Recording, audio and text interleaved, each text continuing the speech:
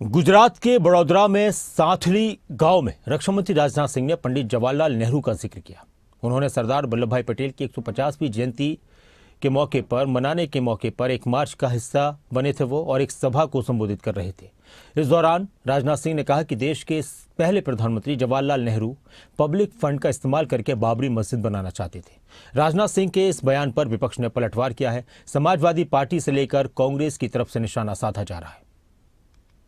पंडित जवाहरलाल नेहरू बाबरी मस्जिद के मुद्दे पर सरकारी खजाने से पैसा खर्च करने की बात जब उन्होंने छेड़ी थी, सरकारी खजाने से पैसा खर्च करके बाबरी मस्जिद बनवाई जानी चाहिए, उसका भी विरोध यदि किसी ने किया था तो गुजराती मां की कोख से पैदा हुए सरदार वल्लभ भाई पटेल ने ही किया था मेरे कहने। और उस समय सरकारी पैसे से उन्होंने बाबरी मस्जिद नहीं बनने दिया।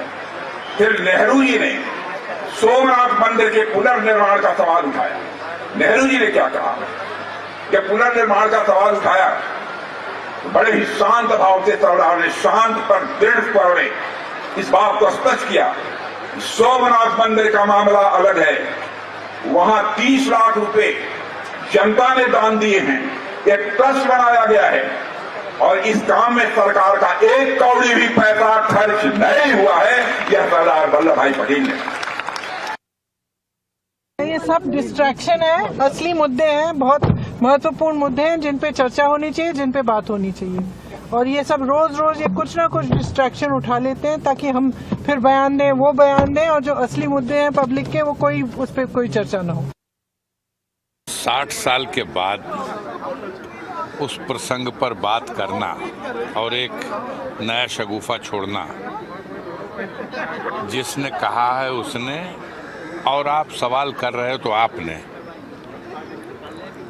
जनता के सरोकार से के मुद्दे जो हैं उन मुद्दों से ध्यान हटाने के लिए लगता है आपने कोई इस तरह का योजना या प्लान बनाया है, उस पर आप बहस कर रहे हो।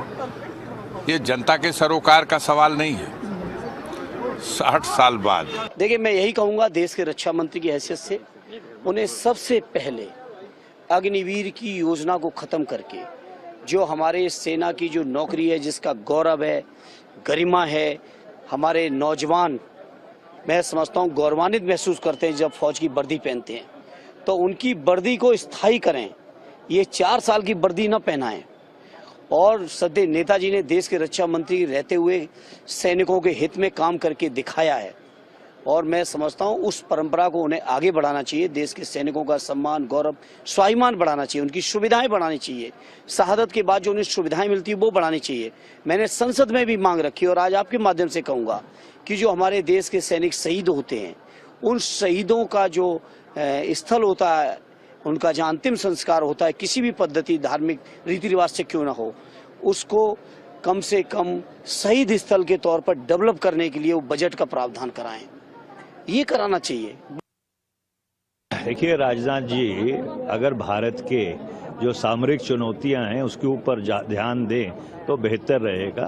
पाकिस्तान है, चीन है और बाकी सामरिक चुनौतियां हैं, उनके ऊपर उनको ध्यान देना चाहिए और ये इतिहास को तोड़ मरोड़ के जो प्रस्तुत करने की वो कोशिश कर रहे हैं, इससे बचना चाहिए। कम से कम राजनाथ सिंह जी जैसे गंभीर व्यक्ति से इस तरह की ओछी टिप्पणियों की और ओछे आरोपों की उम्मीद नहीं की जाती।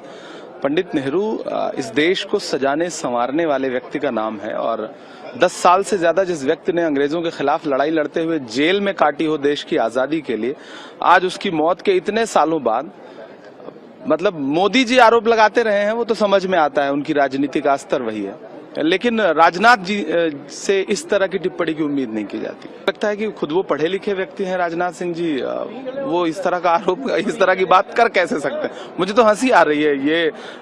ये टिप्पणी के लायक ही आरोप नहीं है, पहली चीज, और उनके लिए भी ये टिप्पणी करने लायक और आरोप लगाने लायक बात है नहीं।